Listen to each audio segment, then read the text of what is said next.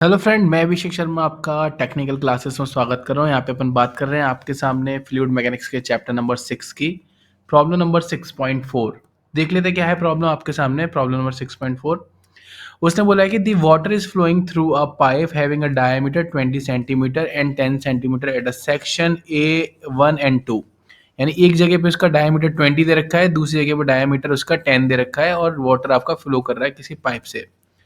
यहाँ पे आगे जो बात की है वो उसने बोला है यहाँ पे the rate of flow through pipe is 35 litre पर सेकेंड। यानी कि यहाँ पे उसने आपको एक तरीके से डिस्चार्ज गिवन दे दिया कि डिस्चार्ज आपका 35 लीटर पर सेकेंड जा रहा है।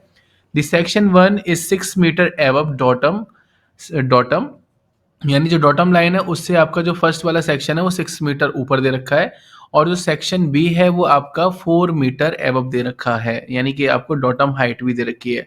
If the pressure at a section is 39.24 Newton पर सेंटीमीटर स्क्वायर, और यहाँ का उन्होंने प्रेशर दे दिया कि आपका प्रेशर 39.24 है।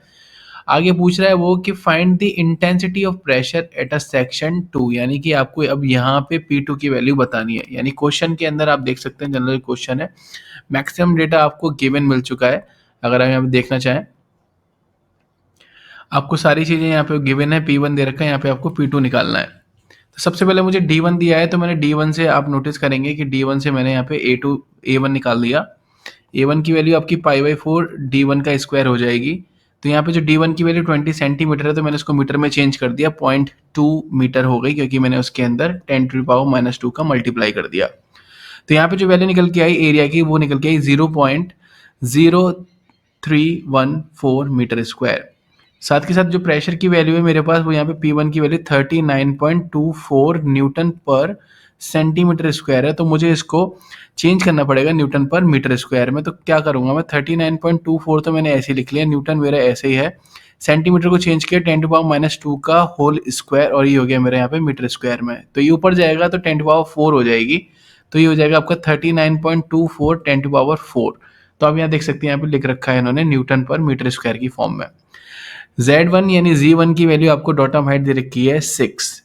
सिमिलरली आपको जो सेक्शन है 2 वाला उसका डेटा दे रखा है, D2 की वैल्यू दे रखी है 10 सेंटीमीटर, तो वो मीटर में 0.1 हो गई। तो A2 की वैल्यू निकल के आ जाती है मेरी यहाँ पे π/4.1 का स्क्वायर, जिसको मैंने सॉल्व किया तो वैल्यू निकल के आ रही है 0.00785 मीटर स्क्वायर।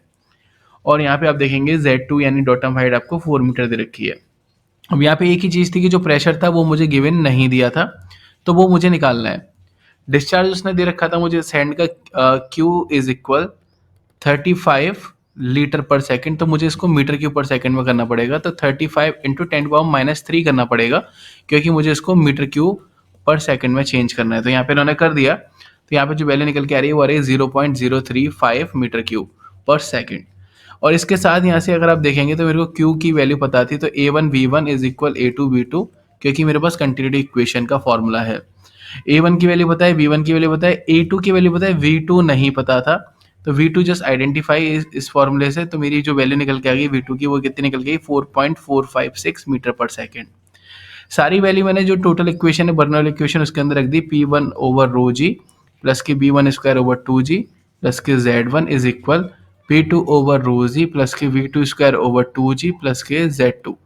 तो आप इसके अंदर आपको तो ये वैल्यू आपको पता है पूरी नोन, आपको ये वैल्यू पता है पूरी नोन, आपको ये वैल्यू पता है पूरी नोन, आपको ये वैल्यू पूरी नोन पता है, ये पूरी वैल्यू नोन पता है, बस आपको P2 आइडेंटिफाई करना है।